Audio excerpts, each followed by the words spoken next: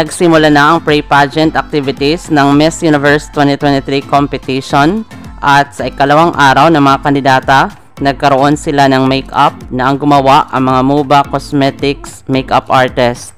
Samantala, sila mga nag-stand out ng MOBA makeup na ungunang representative ng bansang Mexico. Napakaganda niya at strong contender ngayong competition.